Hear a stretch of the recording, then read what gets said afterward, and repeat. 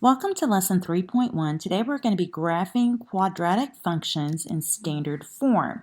So standard form means that the quadratic function is written in the form y equals ax squared plus bx plus c.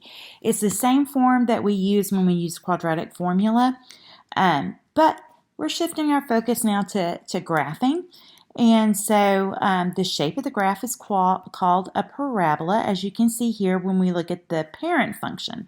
Now the parent function is the most basic function in a particular type of function. And so for quadratic functions, in standard form, that's just going to be y equals x squared or f of x equals x squared.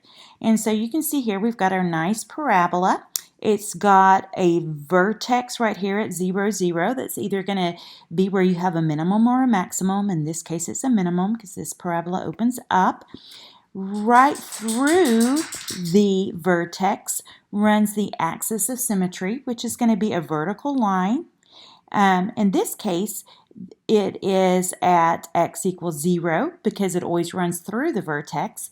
And the line x equals 0, of course, is our y-axis. Now, to generalize, when we look at y equals ax squared plus bx plus c, one of the first things we do is we notice if the value for a is positive or negative. If it's positive, if it's greater than 0, the parabola opens up. It's like it's smiling at you. If it is a negative value less than 0, then the parabola opens downward. It's a negative graph. It looks like it is frowning at you. A also gives us, the absolute value of A gives us an idea of how wide the parabola is going to be. You don't really need to know the rules about that. That will be determined automatically as we find points on our parabola in order to graph it. The axis of symmetry is going to be at x equals negative b over 2a. So that's also going to give us our x coordinate for our vertex. To get the y coordinate for our vertex, we will just then take that x value and plug it into our function. Now, the y-intercept is going to be the point 0c from that value c at the end, and that's because when you plug in 0 for x, the first two terms sum up to 0, and so you just then get y equals c. So let's look at this in action. Let's look at what we would do to graph y equals 2x squared minus 8x plus 6. The first thing we're going to do is we're going to notice what our coefficients are. A is 2, which is a nice positive value, so we're going to have an upward opening parabola. B is negative 8 and C is 6. So we already know that the y-intercept is 0, 6, but we'll come back to that in a minute. All right, our second step is going to be to find the vertex. When we calculate the x-coordinate, x equals negative b over 2a. So that's going to be negative and then negative 8 because b itself is negative over 2 times 2. And when we evaluate that, we get 8 over 4, which is 2.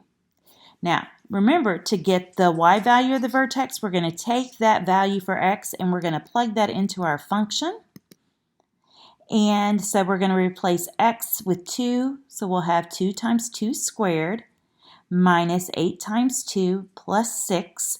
And so that's going to give us 8 minus 16 plus 6. So 8 minus 16 is negative 8 plus 6 brings us back to negative 2.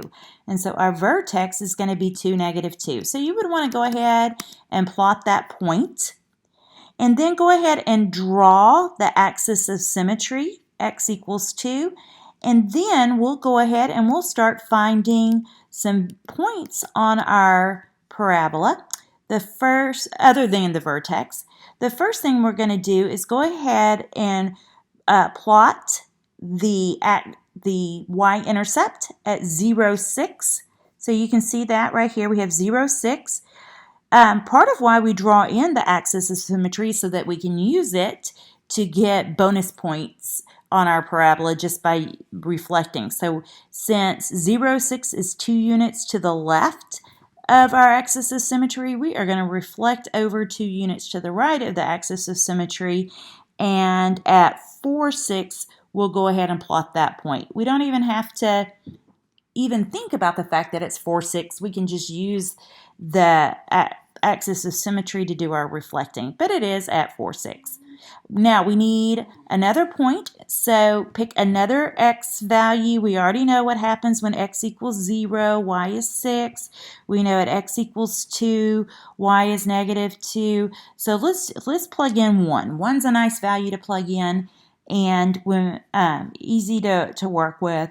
So we have 2 times 1 squared minus 8 times 1 plus 6. So that's going to be 2 minus 8 is negative 6 plus 6 is 0. So we plot the point 1, 0. It is 1 unit to the left of the axis of symmetry, so we're going to reflect that over and pick up a bonus point there at 3, 0. And then that will let us draw in our parabola very easily. As I mentioned before, your vertex is going to have a y value that is either a maximum or a minimum. And you can tell whether you're going to have a minimum or maximum by considering what a is. When a is greater than 0, when it's positive, and we have a nice upward opening parabola, then that y value will be a minimum. If our a value is negative, if it's less than 0, then our parabola is going to look kind of like a little hilltop, and our maximum value is going to be right there as the y value of the vertex. We can plug in any number we want to into a quadratic function unless for some reason we're told about some sort of restriction, which we won't be. So we can plug in any number. The range is either going to be all y values greater than or equal to a minimum, or all y values less than or equal to a maximum. So we have just one more example today. We're going to tell whether the function y equals 3x squared minus 18x plus 20 has a minimum or a maximum value, and we're going to find that value. Well, since a is positive, we know that this function would open up, and so it's going to have a minimum value. Of course, graphing calculators can find the location of the minimum and the minimum value for you, the coordinates there, but we can also do this by hand. So to get the x value, we're going to do negative b over 2a, so negative 18 over 2 times 3, so that's 18 over 6, that's going to give us an x value of 3.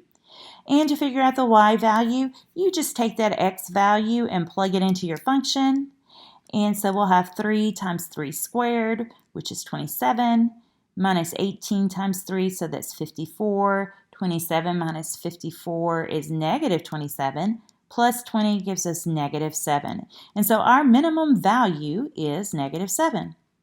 Okay, so go ahead, do the problem to try on your own, and then we will go over that in class, and I will see you then. Have a great day.